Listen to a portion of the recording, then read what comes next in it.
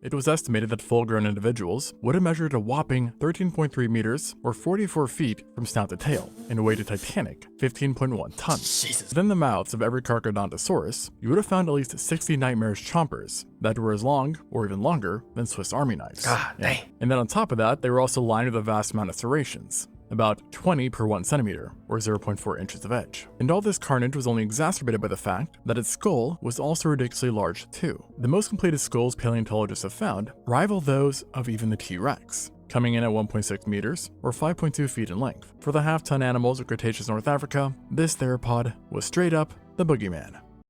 Approximately 99 million years ago, the late Cretaceous was in full swing, and one of Earth's largest theropods to ever live was busy stomping and swimming around in northern Africa. And this was, of course, the Spinosaurus aegyptiacus. It was an absolute beast of a carnivore that measured up to 14 meters or 46 feet in length. Damn, who came up with these things? Because the information, the evidence we have for Spinosaurus are pretty fragmented, to say the least. I mean, obviously it's cool as fuck, but I'm more or less questioning about the pigment, the patterns. Where is this blue, orange, red, white, gray, black coming from? I mean, how do we even know that? That's what I'm curious about. Possibly weighed up to 7.5 tons, or maybe even 8 tons. And its sheer size, and the fact that it had a funky build, which obviously included the massive sail, has resulted in it over the years becoming one of the most well-known dinosaurs out there, and a fan favorite, mine included. And a lot of this also has to do with its portrayal in the third Jurassic Park, where it was pitted against the infamous T-Rex, leading to perhaps one of the greatest fights in the dinosaur community, and contributing to the idea that these two were sworn enemies. And yet, the pair never met, not from a time perspective, or even a place perspective, with the Rex living in North America, not Africa. However, with that said, there was actually a theropod that did live alongside the Spinosaurus, which challenged its reign and was equally ferocious in its own ways, possessing a bite so catastrophic and lethal that it's often referred to as a giant land shark. And this would be the Carcharodontosaurus. Now, if you are a true fan of dinosaurs, or this channel, I imagine that you've already heard of this name at least once, as in the last decade, the Carcharodontosaurus has picked up a lot of well-earned steam, becoming a rather recognizable theropod. But that being said, while this dinosaur has been popping off only recently, it has been known to the paleontological world for far longer, with this discovery tracing all the way back to 1914, when a partially completed skeleton was unearthed in Egypt near the Bahariya Oasis by a German paleontologist. Unfortunately, there was a lot of political tension in the region at the time of the find, resulting in it taking multiple years for the skeleton to move at all, only being sent to Germany in 1922. And even then, it would go on to sit in storage for an additional 9 years, just collecting dust, before it was finally described by Ernst Stromer, who recognized that this discovery not only represented a new species, but also a completely new genus, resulting in him describing the specimen as Carcharodontosaurus saharicus. I feel like that, imagine having these mostly fragmented fossil bones. Look at the picture right here. All we had is part of its tailbone, part of its neck, one of its leg. Yeah, I mean, unless you have the means, you have the time to do so, even then, you gotta have the know-how to actually extract useful information or come to a logical conclusion with these fragmented evidence, right? So yeah, it makes sense it took so long for someone to actually go and find out what it is. The species portion of the name, saharicus, was a nod to where the body was unearthed, while the genus portion meant the shark-toothed lizard, which was a reference to the absolutely nightmarish teeth in this bad boy, which shared an uncomfortable resemblance to the teeth of a great white shark. It was also observed that Carcharodontosaurus possessed a multitude of other features that made it anything but your typical theropod. However, right before the research on the Carcharodontosaurus was to be released, tragedy struck, as the place the skeleton was housed in ended up taking a bomb to it during World War II, and thus leading to its utter destruction, along with the eradication of many other valuable specimens. Fortunately for the world though, the Carcharodontosaurus did not suffer the same final fate as other specimens did in lieu of World War II, as following the close of the war, more skeletons belonging to this imposing predator were found, allowing us to better understand the many reasons why Carcharodontosaurus was such a successful predator in a land already filled to the brim with other carnivores, as well as of course a plethora of tough herbivores. And it seems that one of the more important reasons on how it became a nearly unstoppable killing machine was simply thanks to its ridiculous size. Now, the Spinosaurus alone was already one of the largest carnivorous dinosaurs of not only the entire Cretaceous, but of all time. Yeah, they're massive. I guess that wasn't enough for North Africa, as it apparently said, let's run it back. And boom, Then we got the Carcharodontosaurus, who was, like its neighbor, one of the largest carnivores to ever walk, period. Yet with that said, this glory does not extend to all Carcharodontosauruses, as in 2007, a new species, dubbed the Equidensis, was described and was stated to only have measured about 10 meters or 33 feet in length, and weighed a maximum of around 4 tons, making it about the same size as the Tyrannosaur Gorgosaurus.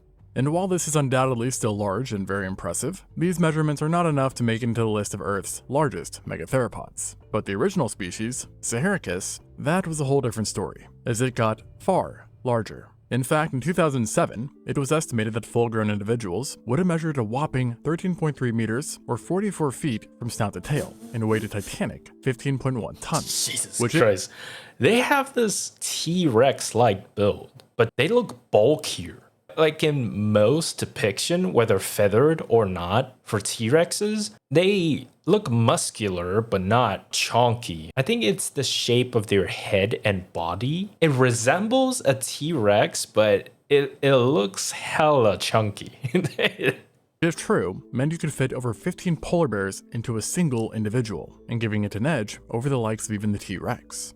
But, as you can maybe tell, these were overestimates. But it still was an absolute unit, with the most current estimates usually suggesting a length closer to 12.5 meters or 41 feet in length, while standing as tall as an African bush elephant at its hips. And scientists do think that the occasional mutant, so you could say, exceeded these measurements, with larger specimens possibly being over 13 meters or 43 feet in length from snout to tail. And at this length it was obviously heavy, yet it turns out that it wasn't really 15 tons, instead weighing at most 7 tons, while the more fair-sized individuals are thought to have been closer to 5 tons. So, similar in weight to that of an African elephant. So far, it seems like paleontology is a lot of both imagination and actual science. You know what I mean? Kind of like Deinosuchus, where the range of their estimated bite force is so wide, so are a lot of these other metrics too, whether the size, the length, how much juvenile or a fully grown specimen can differ in size. I feel like, how do we know all of that from their bones? And at this size, the Carcharodontosaurus is often considered to be the 5th largest theropod to ever live, which also means that it's literally the 5th largest carnivore to ever walk. As mentioned, its body size is not the only thing that animals had to worry about when dealing with the Carcharodontosaurus.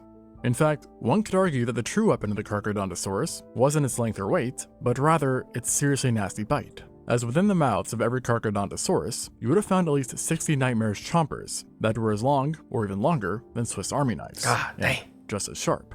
And then on top of that, they were also lined with a vast amount of serrations, about 20 per 1 centimeter, or 0.4 inches of edge. Ew. So in other words, each tooth had hundreds of these serrations. Wait, that preserves through fossil as well? That's cool. I don't know that.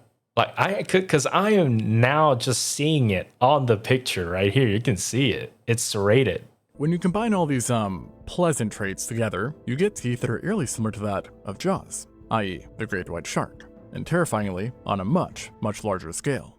And thus, as a result of this, the Carcharodontosaurus is capable of shearing massive chunks of flesh, muscle, and other gooey bits off of large prey with just a single bite, with its serrations acting like mini saws that added additional pressure to each point of contact, making each bite just that much more deep and devastating. And all this carnage was only exacerbated by the fact that its skull was also ridiculously large too, even when you consider its overall size. In fact, the most completed skulls paleontologists have found rival those of even the T-Rex, coming in at 1.6 meters or 5.2 feet in length. So for perspective, basically the size of a gray wolf's entire freaking body. However, unlike the skull of the T-Rex, the Carcharodontosaurus' skull was built much more gracile and lighter, as it did not rely on a crushing bite to finish animals off. Rather, it used lighter or weaker bites that relied on its teeth more than its muscles to tear and slice, provoking major blood loss, shock, and traumatic amputation. This isn't to say that the Carcharodontosaurus had a weak bite either, as at its maximum power, it still mustered over 11,000 newtons of force in the front teeth, while the back teeth registered at 25,000 newtons of force. Its teeth would have no problem slicing through soft flesh, and even hypothetically bone. Yet, because its teeth were more nimble and slender, it probably would have at least tried to leave the harder bits alone, to avoid the need to go to a dentist, instead focusing that power more on removing entire sections of soft tissue from large animals. True. Yet, even when solely aiming for the more vulnerable parts of the dinosaur, it does seem that hunting got extremely bloody and messy. as paleontologists have discovered that the Carcharodontosaurus had one of the highest tooth replacement rates of all theropods, indicating that it was common for teeth to become lodged in meat during attacks. What? How do we figure that out? That's cool. So no wonder they draw a connection towards sharks. I feel like with the teeth, designed to rip flesh rather than crushing something, going up against, let's say, Spinosaurus, would it really be a direct rival? Or is it something like Leviathan and Megalodon, where maybe in some rare occasions they might fight each other over maybe territory, prey, or hunt each other's juveniles? But for a full-grown adult, for them to go head-to-head, I feel like I'm guessing they're a rival to Spinosaurus more as a food source competitor rather than, fighting rival. And so conversely, this high replacement rate would have helped mitigate the cost of biting the odd bone or two. And other research into the hunting patterns of the supersized killer revealed that it was likely an ambush predator, as it possessed binocular vision and a skull angle which was comparable to that of a crocodile, indicating that it probably scoped animals out using motion parallax, while using its narrow binocular vision to judge its distance from its prey and how to time attacks. Again, how do we find that out? This reminds me of whales with echolocation, but for whales, we have direct comparisons, right? For the binocular vision, do birds have that? If they do, then how do we, what's the biological part that allows them to do this? You know what I mean? But yeah, echolocation, heat seeking from snakes, right? Sonar from whales, like animals are incredible in their own way. Like even millions of years ago. Holy shit. Before then using its long, powerful legs to run down the unsuspecting. Yeah, this is what I'm talking about. Sometimes the color palette is a bit, it's a bit super car-y, if you get my drift. Dinosaur, with surprising speed, as its hollow, slender nature made it relatively fast for a large theropod, let alone the 5th largest ever. And to go along with its deadly bite, the Carcharodontosaurus actually possessed yet another weapon that was surprisingly located on its skull, its crests. You see, on every individual you would have found bony bumps that ran along its elongated nasal's exposed sides. And in life, these bumps were probably extended by keratin sheaths, creating something akin to a horn or battering ram. And while it's not actually certain what these horns were used for, in recent times, paleontologists have started to believe that they were likely used to butt heads with other Carcharodontosauruses, perhaps during fight over mates, territory, or resources. Oh, yeah, also that makes sense. possibly being used to knock prey off balance, and then allowing for a better placed bite. So, really bad time for any herbivore here. Now, despite its head possessing its most important and lethal features, this theropod had a bunch of other tricks up its sleeves, or rather scales, that allowed it to become a nearly undisputed apex predator, one of which was actually its arms. Now, contrary to the popular belief that theropods in general, and especially the large ones, have only fairly tiny and useless vestigial arms, the Carcharodontosaurus had anything but that, and its arms were routinely used whilst hunting. In life, they were slightly longer than the arms found in the T-Rex, and were deceptively both robust and muscular. So few of the depiction kind of drew them more akin to T-Rexes, but they actually used their arm, okay? And scientists believe that these arms were used to grasp and hold onto prey in order to prevent any escapes. And it also may have used its arm to literally lift prey up as well, with one study in particular suggesting that an adult Carcharodontosaurus was capable of picking up a half-ton dinosaur straight off the ground and then lifting it into its mouth. Jesus. So in other words, for the half-ton animals of Cretaceous North Africa, this theropod was straight up the boogeyman. Additionally, the hands themselves were possibly used as slashing weapons, as each digit was equipped with a sharp, recurved claw, which shockingly could even be longer than some of its teeth. Oh, that makes sense, because I was like, how do we know that their arms are longer? Do we have the entire bone or something like that? But then, yeah, if they have those claws, then yeah, it makes a lot more sense that they have those as well. I also don't know much about T-Rex.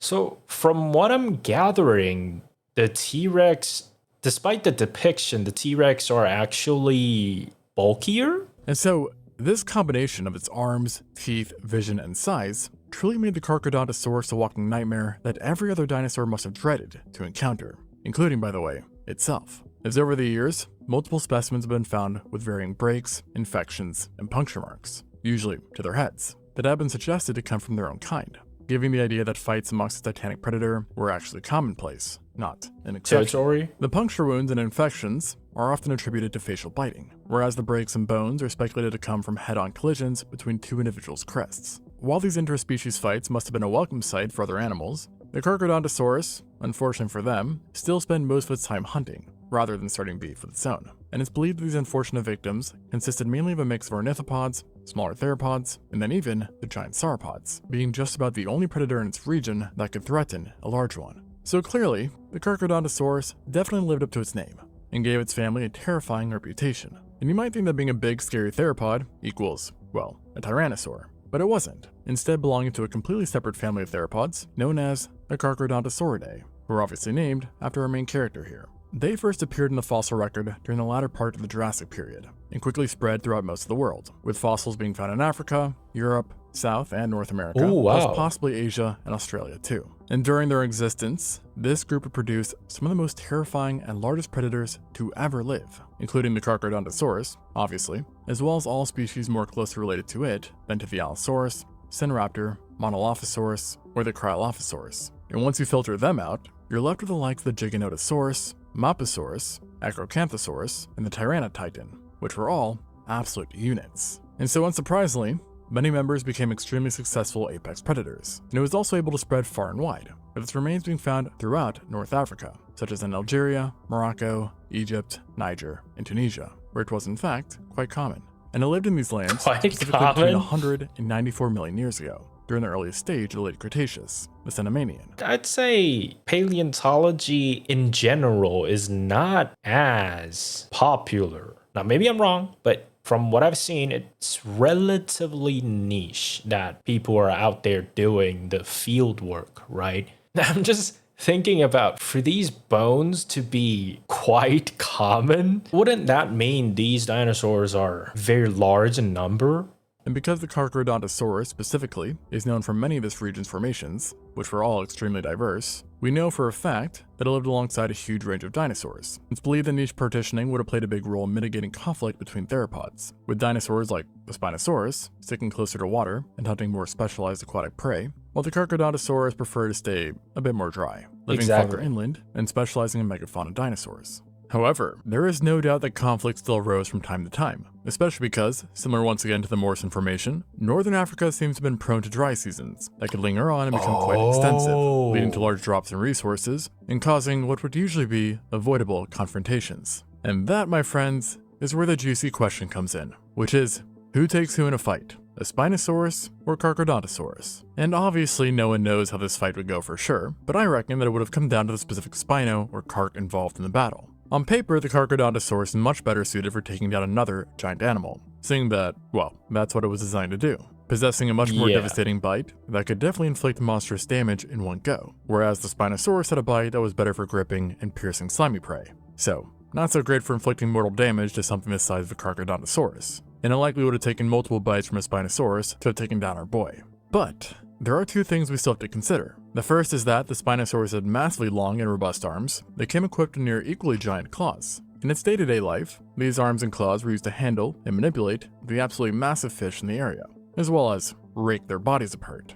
And therefore, in battle, they could have doubled as devastating slashing weapons, with a well-placed strike causing serious damage, while also giving the Spinosaurus a reach advantage. The other part of this equation is the size difference, as overall the Spinosaurus was able to get larger than the Carcharodontosaurus, and I doubt a 4-ton Carch, for example, is going to be eager to take on an 8-ton Spinosaurus, let alone beat it. And frankly, at those size differences, I think the Spinosaurus would win just out of pure intimidation.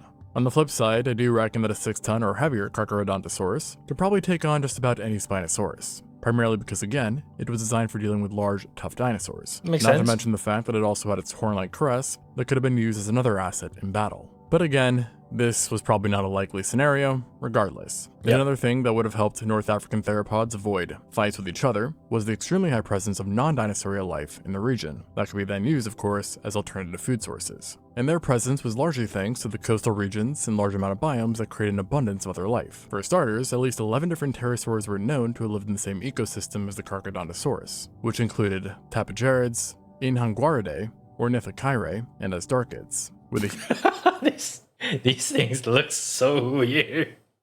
Huge range also being seen in size, with some being small to medium-sized, while a few were able to reach over 20 feet in wingspan and stand taller than the vast majority of people. Unsurprisingly, crocodilomorphs were also plentiful and got into some of that giant juice as well, with multiple genera being absolute giants, such as the Akasuchus. Perhaps one reason why both the crocs and pterosaurs were able to get so large was the fish in the area, as dozens of species were known of which some of them actually represent some of the largest freshwater fish to ever evolve, like the absurd coelacanth Mawsoni. Snakes, turtles, lizards, crustaceans, and insects were just some of the other residents as well. And unfortunately for those with entomophobia, which is, by the way, the fear of insects, we know that there was likely a lot of them, as much of the fossilized flora found in the region show extensive signs of having been munched on by bugs. But in the end, while the terrors were pretty commonplace here, I do think the very worst thing you could have encountered, as far as survival odds go, was a big old Carcharodontosaurus when hungry, as it was without a doubt one of the most fearsome apex predators in the entire Cretaceous, and it would end up making its mark in the land and its inhabitants for over 5 million years. But it does seem that being the 5th largest land predator to ever live is still not enough to beat the final boss, which is Mother Nature, of course, as roughly 94 million years ago, our protagonist abruptly disappeared from the fossil record. And as of now, it's not really known what exactly happened to this predator, but its disappearance does eerily line up well with the Cenomanian-Turonian boundary event, which was a period of time when oceans all across the world became anoxic, in other words, void of dissolved oxygen.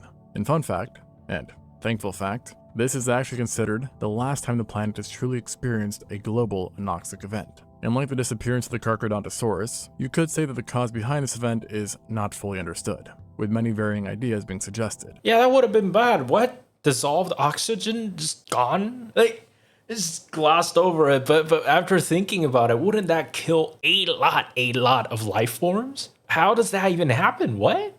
Especially a cooling event that had occurred just prior. Whatever the situation was though, the point stands that life was heavily impacted, and this event ultimately became an extinction event. The peculiar thing is though, the vast majority of the pain was seen in marine life, not terrestrial life, which is why it's hard to pin the Carcharodontosaurus' disappearance on it. But regardless, one thing is very, very clear. By the time the asteroid arrived to the Earth 66 million years ago, this mighty beast was already long gone. I was also going to say, you know, with all the other dinosaur mentioned, with all the other non-dinosaur animal, whether marine, land, insects, whatever, those are the ones that we know, right? The ones that we have fossil evidence of. Now just imagine how much more there could be. Super interesting to think about. But yeah, I feel like knowing that there's abundance, almost overabundance of life forms that could have served as a potential food source, I would even say that being rival is not really a thing, wouldn't you say? Again, alternative food source existed, difference in habitat. I mean, theoretically, they could on masses, on sizes, they could be rival, but I'm not convinced. But anyways, great video as always by Extinction. And as always, the link to the original video will be down in the description. I hope you enjoyed the video. I'll see you next time.